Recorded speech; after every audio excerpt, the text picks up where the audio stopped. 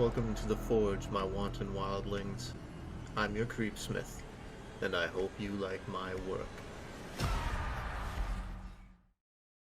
As far back in history as you care to go, there have been those who have looked at their lives and said, "Hey, I'm wasting a third of my life by sleeping. I should learn not to do that." Why not give such gold to a military organization known for humanitarian atrocity like the Soviet Army? What could possibly go wrong? Originally submitted by Falcon Punch, this is the Russian sleep experiment. Russian researchers in the late 1940s kept the 5 people awake for 15 days using an experimental gas-based stimulant.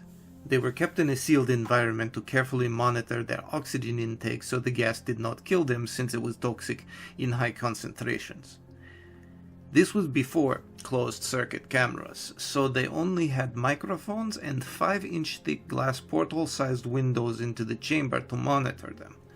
The chamber was stocked with books, cots to sleep on but no bedding, running water and toilet, and enough dried food to last all 5 for over a month. The test subjects were political prisoners deemed enemies of the state during World War II. Everything was fine for the first 5 days. The subjects hardly complained and had been promised falsely that they would be freed if they submitted to the tests and did not sleep for 30 days. Their conversations and activities were monitored, and it was noted that they continued to talk about increasingly traumatic incidents in their past, and the general tone of their conversations took on a darker aspect after the 4th day mark. After 5 days, they started to complain about the circumstances and the events that led them to where they were, and started to demonstrate severe paranoia. They stopped talking to each other and began alternately whispering to the microphones and the one-way mirrored portholes. Oddly, they seemed to think that they could win the trust of the experimenters by turning over their comrades, the other subjects in captivity, with them.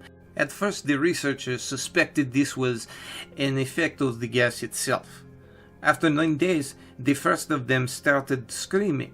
He ran the length of the chambers, repeatedly yelling at the top of his lungs for 3 straight hours. He continued attempting to scream, but was only able to produce occasional squeaks. The researchers postulated that he had physically torn his vocal cords. The most surprising thing about this behavior is how the other captives reacted to it, or rather, they did not react to it. They continued whispering to the microphones until the second of the captives started to scream. The 2 non-screaming captives took out their books, tore them apart, smeared the page after page with their own feces, and pasted them calmly over the glass portholes. Then the screaming stopped, promptly. So did the whispering to the microphones. After 3 more days passed, the researchers checked the microphones hourly to make sure that they were working, since they thought it impossible that no sound could be coming out with 5 people inside.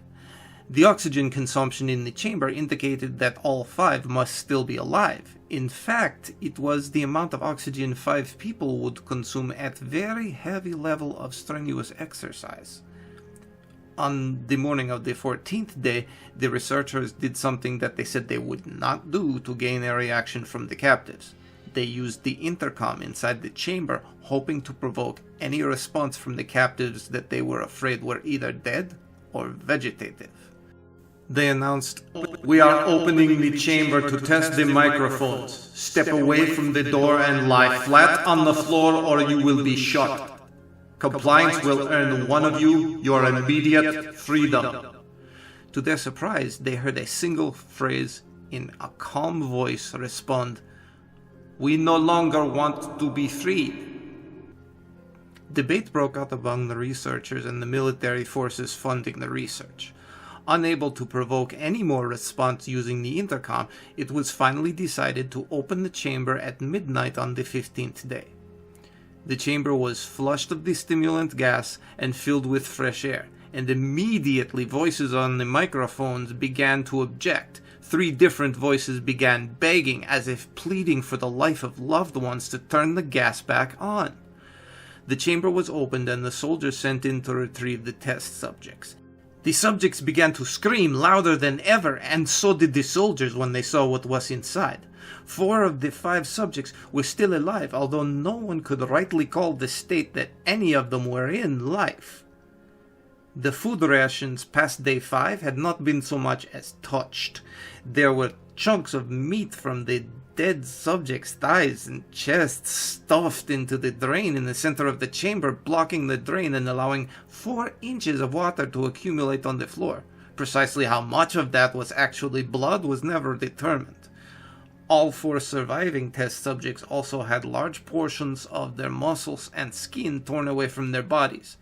The destruction of their flesh and exposure of bone on their fingertips indicated that the wounds were inflicted by hand, not with teeth as researchers initially thought. Closer examination of the position and the angle of the wounds indicated that most, if not all of them, were self-inflicted. The abdominal organs below the ribcage of all 4 test subjects had been removed, while the heart, lungs, and diaphragm remained in place. The skin and most of the muscles attached to the ribs had been ripped off, exposing the lungs through the ribcage. All the blood vessels and organs remained intact that had just been taken out and laid on the floor, fanning out around the eviscerated but still living bodies of the test subjects. The digestive tract of all 4 could be seen working, digesting food. It quickly became apparent that what they were digesting was their own flesh, that they had ripped off and eaten over the course of days. Most of the soldiers were Russian special operatives at the facility, but many refused to enter the chamber to remove the subjects. They continued to scream to be left in the chamber and alternately begged and demanded that the gas be turned back on, lest they fall asleep. To everyone's surprise, the test subjects put up a fierce fight in the process of being removed from the chamber. One of the soldiers died from having his throat ripped out, but another was gravely injured, having his testicles ripped off and an artery in his leg severed by one of the subject's teeth. Another 5 soldiers lost their lives if you count the ones that committed suicide in the weeks following the incident. In the struggle, one of the 4 living subjects had his spleen ruptured and he bled out almost immediately. The medical researchers attempted to sedate him, but this proved impossible. He was injected with more than 10 times the human dose of a morphine derivative, and he still fought like a cornered animal, breaking the ribs and the arm of one doctor. When the heart was seen to beat for a full 2 minutes after he had bled out to the point when there was more air in his vascular system than blood, even after his heart had stopped, he continued to scream and flail for another 3 minutes, struggling to attack anyone in reach and just repeating the word "more" over and over, weaker and weaker, until he finally fell silent. The surviving 3 test subjects were heavily restrained and moved to a medical facility. The 2 with intact vocal cords continuously begging for the gas, demanding to be kept awake. The most injured of the 3 was taken to the only surgical operating room that the facility had. In the process of preparing the subject to have his organs placed back within his body, it was found that he was effectively immune to the sedative that they had given him to prepare him for the surgery. He fought furiously against his restraints when the anesthetic gas was brought in to put him under. He managed to tear most of the way through a 4-inch wide leather strap on one wrist, even though the weight of a 200-pound soldier was also holding that wrist as well. It took only a little more anesthetic than normal to put him under, and the instant his eyes fluttered and closed, his heart stopped. In the autopsy of the subject that died on the operating table, it was found that his blood had tripled the normal level of oxygen.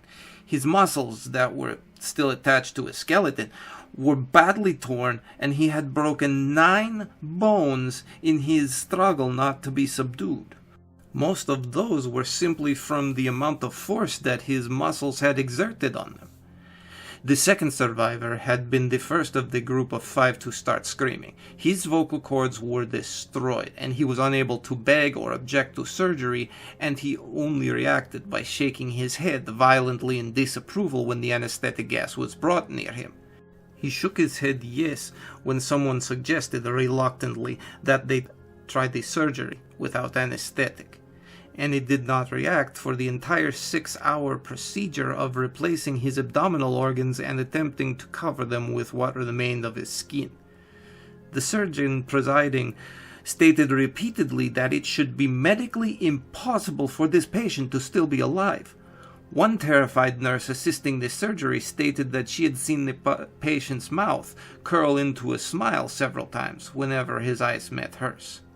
When the surgery ended, the subject looked at the surgeon and began to wheeze loudly, attempting to talk while struggling. Assuming that this must be something of drastic importance, the surgeon had a pen and pad fetched so the patient could write his message. It was simple: keep cutting.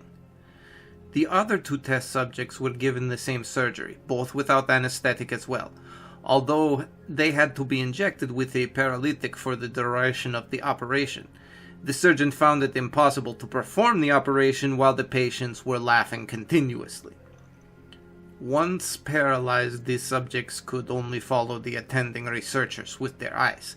The paralytic cleared their system in an abnormally short period of time, and they were soon trying to escape their bonds again.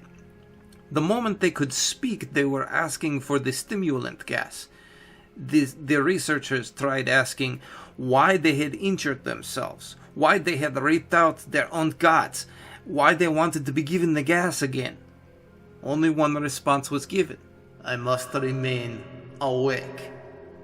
All 3 subjects' restraints were reinforced, and they were placed back into the chamber awaiting determination as to what should be done with them. The researchers, facing the wrath of their military benefactors for having failed the stated goals of their project, considered euthanizing the subjects.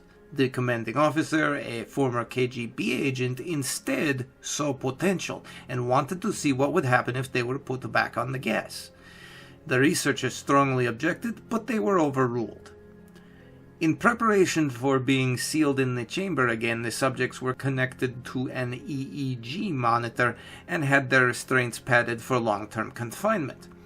To everyone's surprise, all 3 stopped struggling the moment it was let slip that they were going back on the gas. It was obvious at this point all 3 were putting up a great struggle to stay awake. One of the subjects that could speak was humming loudly and continuously. The mute subject was straining his legs against the leather bonds with all his might, first left, then right, then left again for something to focus on. The remaining subject was holding his head off the pillow and blinking rapidly. Having been the first to be wired for EEG, most of the researchers were monitoring his brainwaves in complete surprise. They were normal most of the time, but sometimes flatlined inexplicably. It looked as if he were repeatedly suffering from brain death before returning to normal. As they focused on the paper scrolling out of the brainwave monitor, only one nurse saw his eyes slip shut at the same moment that his head hit the pillow. His brainwaves immediately changed to that of a deep sleep, then flatlined for the last time as his heart simultaneously stopped. The only remaining subject that could speak started screaming to be sealed in now. His brainwaves showed the same flatlines as the one who had just died from falling asleep. The commander gave the order to seal the chamber, and with both subjects inside, as well as 3 researchers. One of the named 3 immediately drew out his gun and shot the commander point blank between his eyes, then turned the gun on the mute subject and blew his brains out as well. He pointed his gun at the remaining subject, still restrained to the bed as the remaining members of the medical research fled the room. I won't be locked inside here with these things. Not with you, he screamed at the man who was strapped to the table. What are you? He demanded. I have to know. The subject simply smiled. Have you forgotten so easily? The subject asked. We are you. We are the madness that lurks within you all, begging to be free at every moment in your deepest animal mind. We are what you hide from in your beds every night. We are what you sedate into silence and paralysis when you go to the nocturnal haven where we cannot tread. The researcher paused, then aimed at the subject's heart and fired. The EEG flatlined as the subject weakly choked out, "So nearly free." So if you're wondering whether you should get creative with any of your body's functions beyond simply trying to keep them working, well, maybe find some other way to test your creativity. Stay scary, wildlings, and make the most of your nights.